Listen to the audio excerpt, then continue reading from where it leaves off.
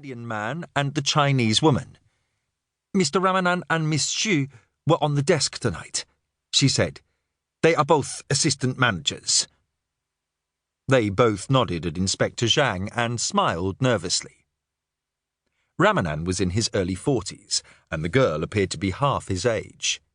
They both wore silver name badges and had matching neatly folded handkerchiefs in their top pockets. Inspector Zhang nodded back and then looked at the waiter.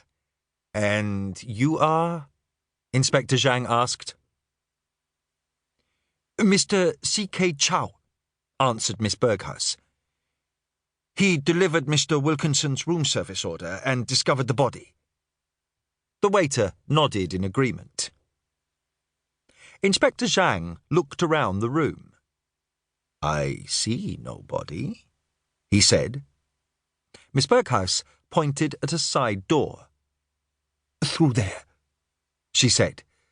"This is one of our suites. It has a sitting room and a separate bedroom." "Please be so good as to show me the deceased," said Inspector Zhang. The manager took the two detectives through to a large bedroom. The curtains were drawn and the lights were on. Lying on the king-size bed with his feet hanging over the edge was a naked man. It was a Westerner, a big man with a mountainous stomach and a pool of blood that had soaked into the sheet around his head. "Peter Wilkinson," said Miss Berghaus. "He is an American and one of our VIP guests. He stays at our hotel once a month. He owns a company that distributes plastic products in the United States, and he stays in Singapore en route to his factories in China." Inspector Zhang leant over the bed and peered at the body, nodding thoughtfully. He could see a puncture wound just under the chin, and the chest was covered with blood. "One wound," he said. "It appears to have ruptured a vein, but not the carotid artery, or there would have been much more blood spurting." He looked across at the sergeant. "Carotid blood spray is very distinctive," he said. "I think in this case we have venous bleeding. He would have taken a minute or so to bleed to death, whereas if the artery had been severed, death would have been almost instantaneous." The sergeant nodded and scribbled in her notebook. "Note the blood over the chest," continued the inspector. "That could only have happened if he was upright, so we can therefore deduce that he was standing up when he was stabbed, and that he then fell or was pushed back onto the bed." He walked around to look at the bedside table. On it was a wallet and a gold Rolex watch. Inspector Zhang took a ballpoint pen from his inside pocket and used it to flip open the wallet. Inside was a thick wad of notes and half a dozen credit cards, all gold or platinum.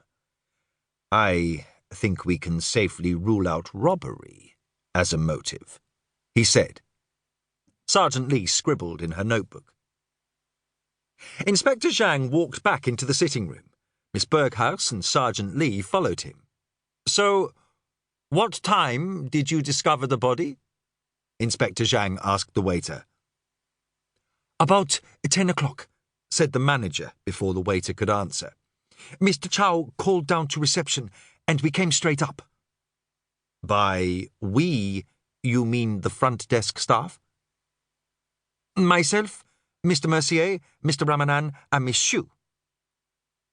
Ramanan and Xu nodded at the inspector, but said nothing. Miss Xu looked over at the bedroom door fearfully, as if she expected the dead man to appear at any moment. Inspector Zhang nodded thoughtfully. "The corridor is covered by CCTV, of course."